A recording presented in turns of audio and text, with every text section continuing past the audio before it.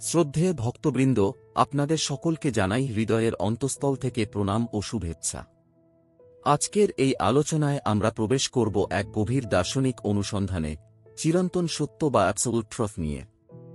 বিজ্ঞান, দর্শন ও আধ্যাত্মিকতার আলোকে আমরা খুঁজে দেখব কি সেই অপরিবর্তনীয় বাস্তব, যে সত্য সব কালের ঊর্ধ্বে থেকেও সমগ্র বিশ্বজগৎকে ধারণ করে রেখেছে। আসুন মন প্রাণ দিয়ে নিমগ্ন হই এই চেতনার চিরন্তন সত্য বা অ্যাবসোলুট ট্রুথ। আমাদের এতদিনের জ্ঞানবিজ্ঞানের অভিজ্ঞতা ও দার্শনিক চিন্তার সমন্বয় থেকে একটি উপলব্ধি স্পষ্ট হয়, এই বিস্তৃত মহাবিশ্বের অনন্ত কর্মযজ্ঞের মধ্যে এমন কিছু একটি আছে যাকে আমরা চিরন্তন সত্য বলতে পারি। চিরন্তন সত্য বলতে কি বোঝায়?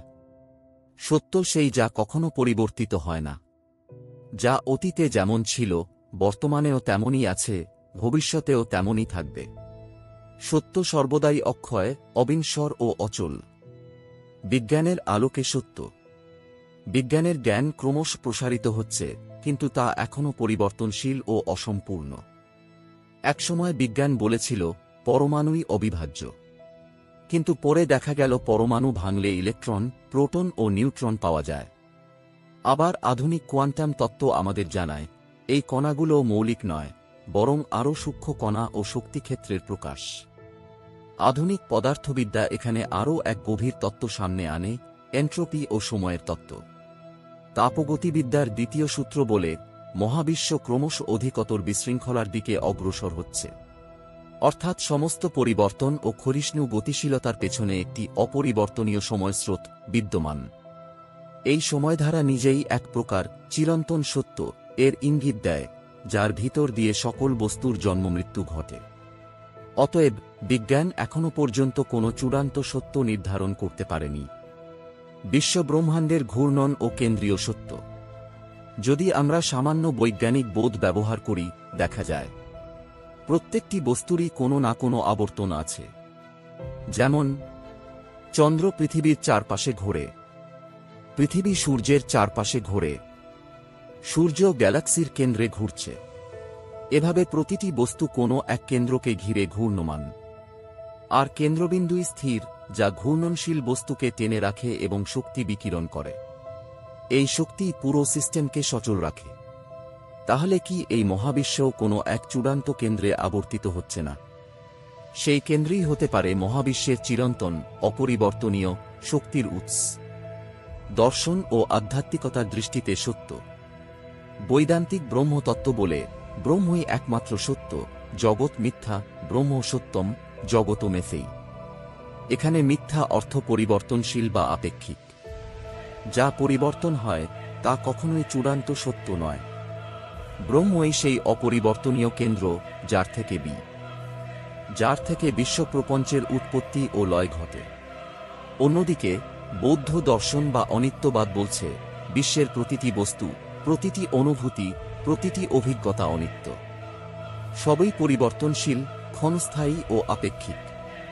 কিন্তু এই অনিত্যতার মধ্য দিয়েই এক গভীর সত্যের ইঙ্গিত মেলে, যা পরিবর্তনের ঊর্ধ্বে। দর্শন ও আধ্যাত্মিক সাধনা বলছে এই স্থির অপরিবর্তনীয় কেন্দ্রই হল পরম সত্য বা ব্রহ্ম। তিনিই সৃষ্টির উৎস, তিনিই মহাবিশ্বের চালিকা শক্তি, তিনিই সমগ্র বিশ্বকে নিজের মধ্যে ধারণ করেছেন। যে শক্তির বিকিরণে গোটা বিশ্ব ব্রহ্মাণ্ড আবর্তিত হচ্ছে, সেই শক্তি কোনো এক নিরাকার, অদৃশ্য, অথচ সর্বব্যাপী সত্তা থেকে উৎসারিত। ভক্তি ও সাধনার আলোকে তাকে কেউ ব্রহ্মা, বিষ্ণু, মহেশ্বর বলে ডাকে, কেউ আল্লাহ, কেউ পর। কিন্তু আসল সত্য একটাই, তিনি চিরন্তন, অক্ষয় ও অবিনশ্বর। বিজ্ঞান এখনও পরিবর্তনশীল পথে রয়েছে, দর্শন যুক্তি দিয়ে খুঁজে বেড়াচ্ছে, আর আধ্যাত্মিকতা অন্তর্দৃষ্টি দিয়ে উপলব্ধি করছে। বৈদান্তিক ব্রহ্মতত্ত্ব আমাদের বলে সবকিছুর অন্তর্লীন ভিত্তি এক নিরাকার ব্রহ্ম। বৌদ্ধ অনিত্যবাদ আমাদের শেখায় পরিবর্তনশীলতার মধ্য দিয়েই আমরা স্থায়ী সত্যকে অনুধাবন করি।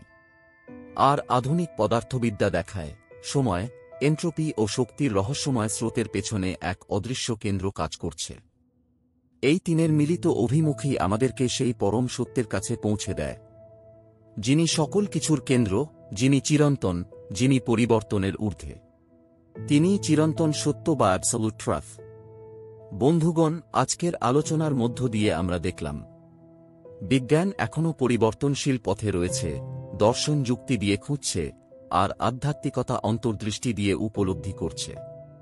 কিন্তু তিনটি পথই আমাদের নিয়ে যায় সেই এক কেন্দ্রে, যিনি চিরন্তন, অপরিবর্তনীয় ও সর্বব্যাপী। তিনিই পরম সত্য, তিনিই ব্রহ্ম, তিনিই আল্লাহ, তিনিই ঈশ্বর। আপনাদের সবার প্রতি আন্তরিক কৃতজ্ঞতা এই আলোচনায় সঙ্গে থাকার জন্য। আমাদের চিন্তন চ্যানেলের সাথে যুক্ত থাকুন এবং এই যাত্রাকে আরও গভীর ও সমৃদ্ধ করে তুলুন। সবাইকে জানাই প্রণাম। হরি বল।